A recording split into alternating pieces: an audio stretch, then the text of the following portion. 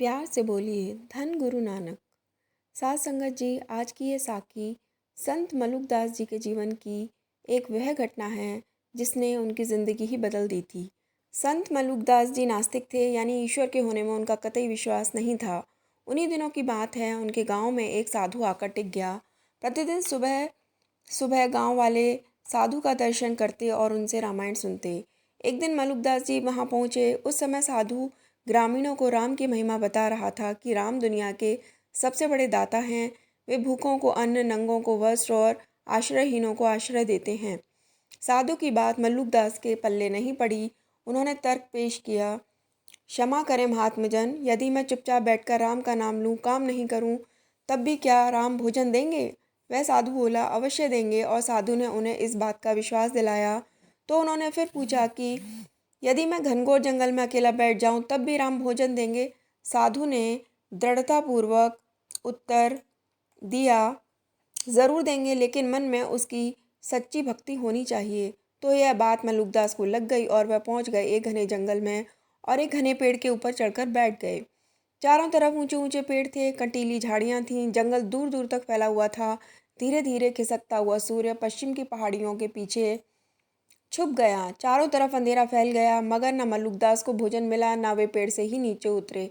सारी रात बैठे रहे। दूसरे दिन दूसरे पहर घोर सन्नाटे में मलुकदास को घोड़ों की टापों की आवाज़ सुनाई पड़ी।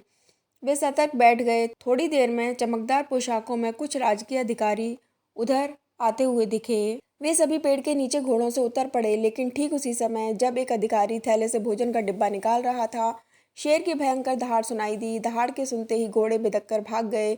अधिकारियों ने पहले तो स्तब्ध होकर एक दूसरे को देखा, फिर भोजन छोड़कर वे भी भाग गए। मलुकदास पेड़ से यह सब देख रहे थे। वह शेर की प्रतीक्षा करने लगे, मगर दहाड़ कर शेर दूसरी तरफ चला गया। मलुकदास को लगा राम ने उनकी सुन ली, अन्यथा इस घोर जंगल में भोजन कैसे पहुंचता। मगर मलुकदास तो मलुकदास ठहरे। वह उतरकर भला भोजन क्यों करें, क्योंकि वह देखना चाहते थे कि ईश्वर उन्हें कैसे भोजन करवाता है। तो तीसरे पहर में लगभग डाकुओं का एक दल उधर से गुजरा। पेड़ के नीचे चमकती चांदी के बर्तनों में विभिन्न व्यंजनों के रूप में पड़े हुए भोजन को देखकर वे ठिठक गए।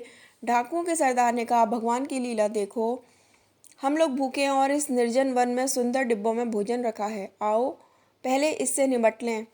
डाकू स्वभावतः शक्की होते हैं। एक साथी ने सावधान किया, सरदार, इस सुनसान जंगल में भोजन का मिलना मुझे तो रहस्यमय लग रहा है, कहीं इसमें विष ना हो।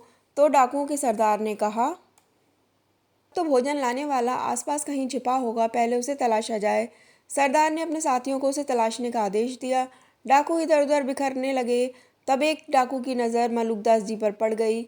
उसने सरदार को बताया। सरदार ने सिर उठाकर मलुकदास को देखा तो उसकी आंखें अंगारों की तरह लाल हो गईं। उसने घुड़क कर कहा, अरे दुष्ट, भोजन में विष मिलाकर तू ऊपर बैठा है, चल नीचे उतर। सरदार की कड़कती आवाज़ सुनकर मलुकदास डर गए, मगर उतरे नहीं। वहीं से बोले, व्यर्थ दोष क्यों मरते हो, भोजन में विष नहीं है।